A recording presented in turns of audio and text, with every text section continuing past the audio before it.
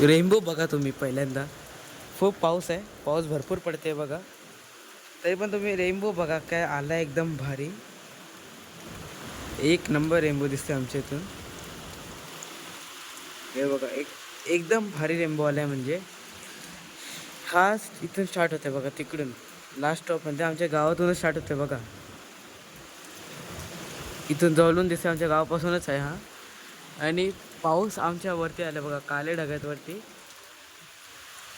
हा बघा रेनबो बघा, एक नंबर आहे.